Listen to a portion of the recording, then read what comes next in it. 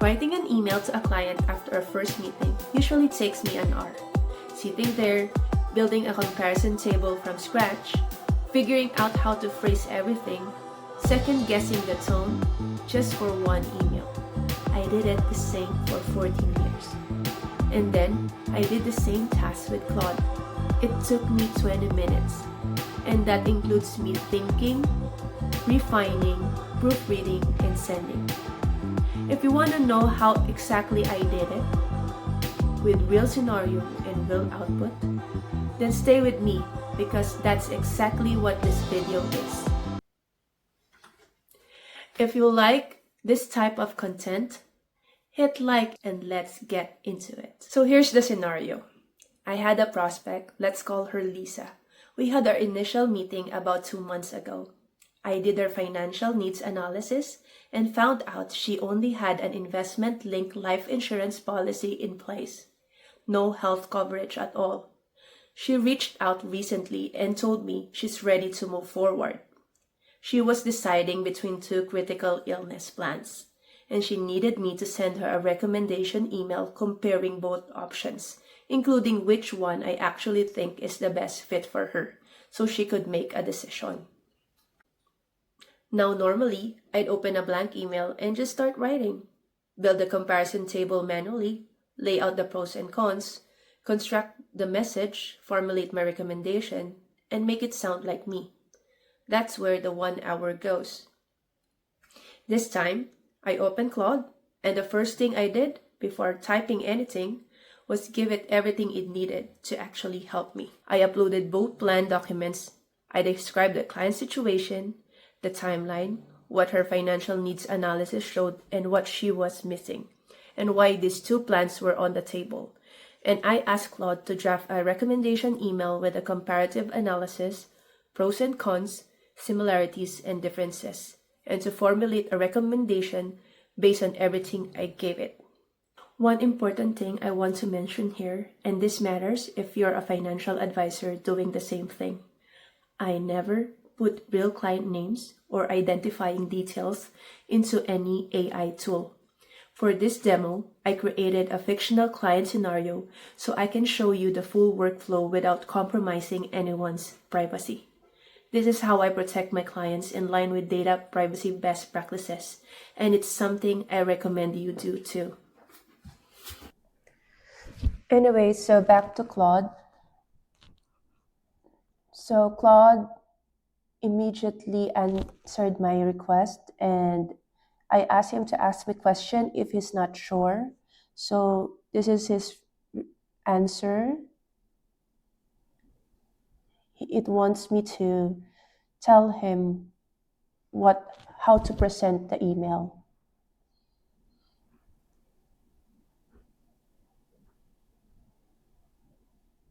So I'm gonna choose present both naturally, and I want the client to decide.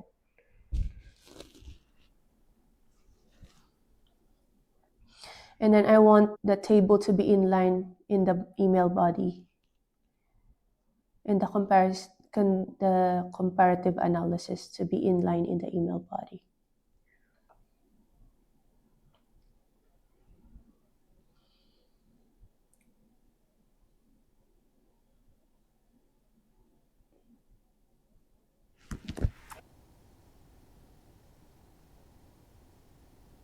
Yep.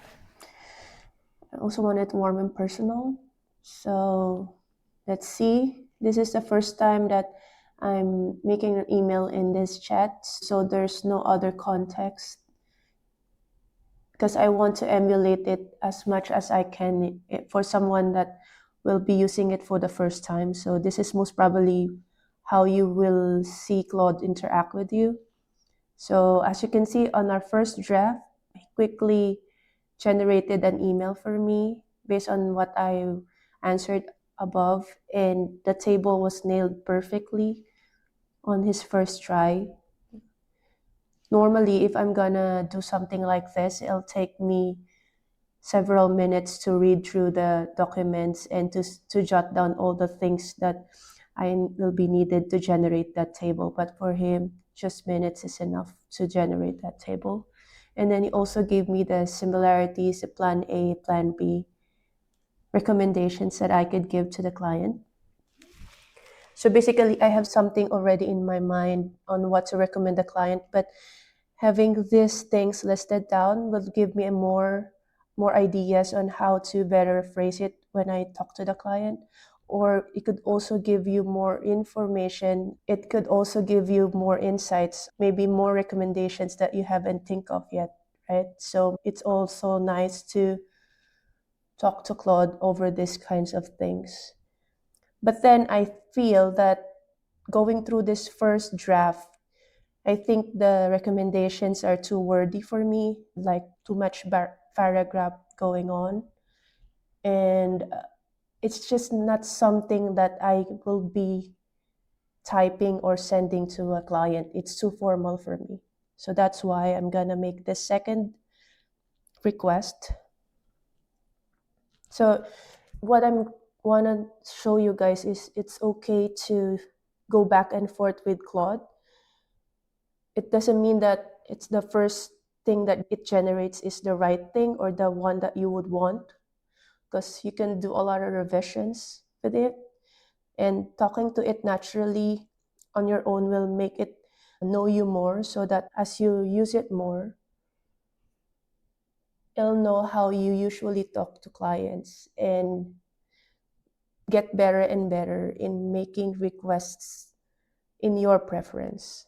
So right now I'm paraphrasing. So this is actually my journey when I was doing this, because most of the time I quickly change my mind as to how I want to phrase the things that I want to say to Claude.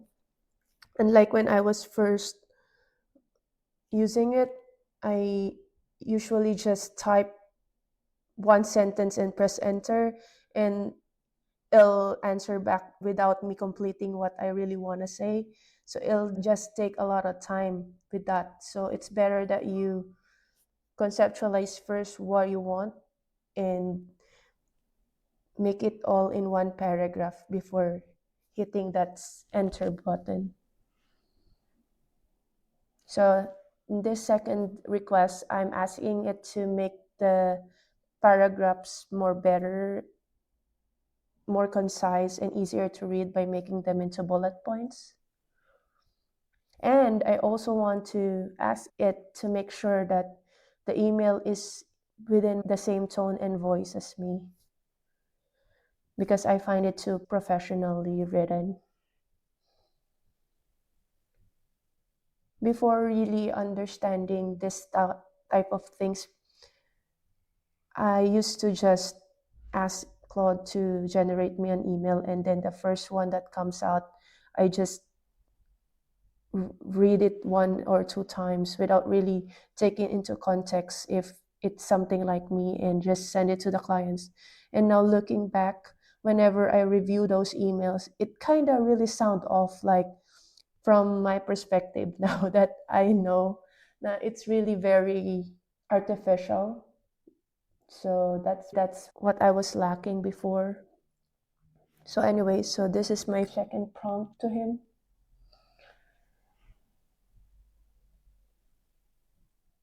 There. So I asked it to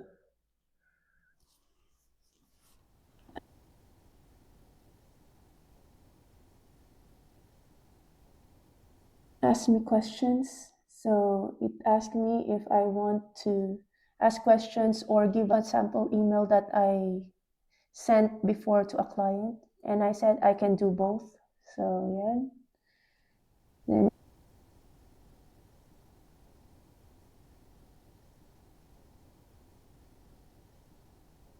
it asked me my greeting sign off style. I just choose best Camille because that's usually how I do it. And then sentence rhythm, I'm not really sure, so I just choose mix, and I choose light Taglish because I usually talk to my clients in Taglish. There, I send my sample email there. This I just got from my Gmail before. I searched for proposals that I sent, printed it out, and gave it to Claude for reference.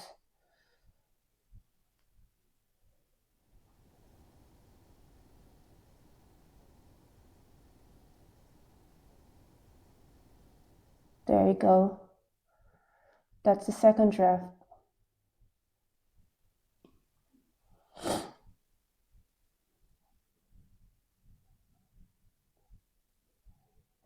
So I'm reading through it, and the first thing that I observed here is the table was pulled out.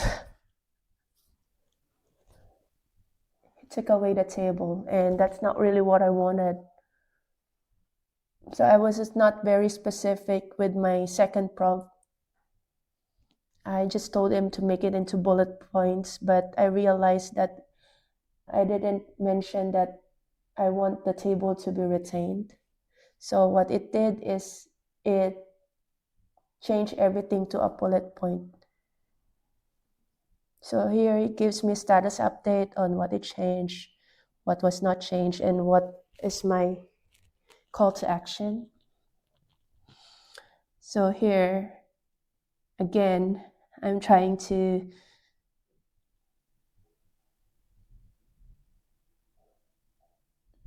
gather my thoughts on how to say to it my inputs and feedback. Yep.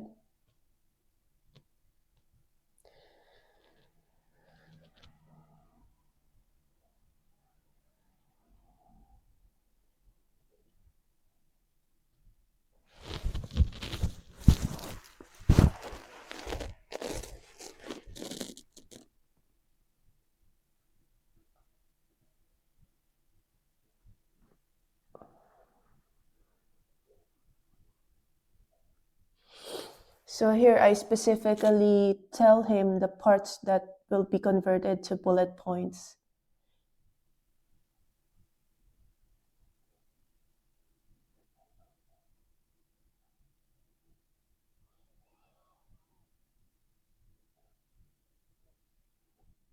But reading through the second draft, it makes it like more like my tone because it's very concise and direct to the point.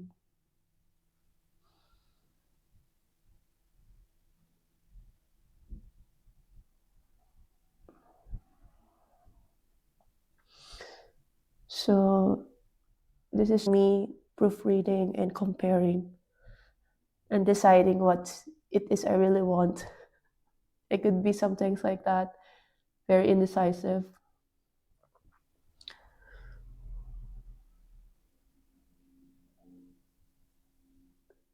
Now, if you are someone who really knows what they want and can really relate it immediately to Claude, this will take you less time than it took me. So anyway, that's the what I wanted. So this is the third. Let's see how it looks.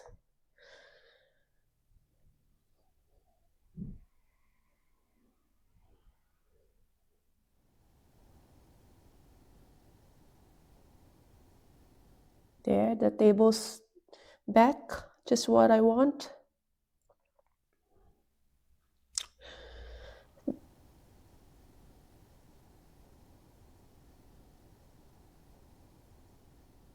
Yep, it nailed what I want. The similarities, plan A, B, are all in bullet points, more concise and easier to read. Yep, that's just something that I will type.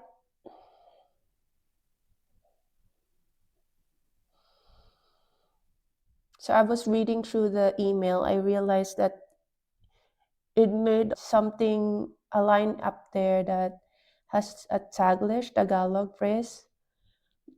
And it's asking me if that's okay. But for me, since it's just like one sentence, three words in one sentence, kind of felt off when I read the whole entire email. So I opted to just stick with the English. And here, as you can see, I was trying to explain myself as to why, because I originally chose light Taglish above when it asked me. So just what I told him to, created something like that. But what I didn't realize then is that the email sample that I sent it was in pure English. Anyway, so I decided, nope, I'll not explain to Claude why I want English. Just say I want English. So it said to me that if I want to refine the Taglish version of this email, I need to give him more email samples with me speaking in Taglish so that it'll have a better context, because the sample email that I gave him is pure English. So that's why it doesn't have so much context or reference as to how I use Taglish words. So it just created something on its own and suggested it to me, but since the reference is zero, didn't quite use it. So yeah, just stick to English. And I realized when I read all my emails, most of them, if not all, are in English. So I really do speak English in correspondence, but whenever I'm in chat mode or in Messenger Viber, that's the time that I speak Taglish or sometimes Tagalog. So he's asking me to draft it and immediately send it to my Gmail account because I already connected my Gmail to Claude. So it could do that. You could draft the email directly for you and then you can just review it there and you're the one to send it. But yeah.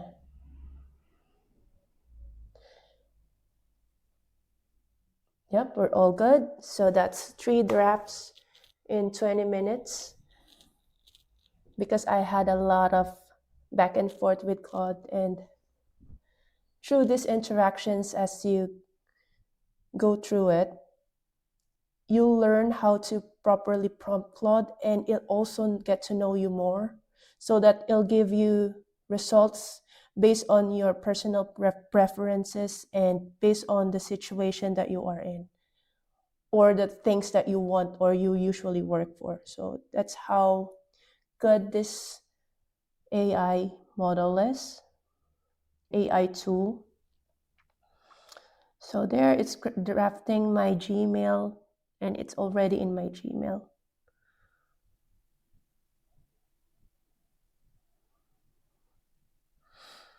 So there you go. I hope I was able to show you how to make an email with your voice and tone using Claude. Here's what I want you to take away from this. Claude didn't replace my judgment. I knew what Lisa needed, and I knew what the right recommendation was. What Claude did was to handle execution, and it gave me back 40 minutes from one email alone. If you want to learn the exact skill that makes Claude or any AI tool actually know what you want, that's what I'm covering in my next video. Click here to watch it.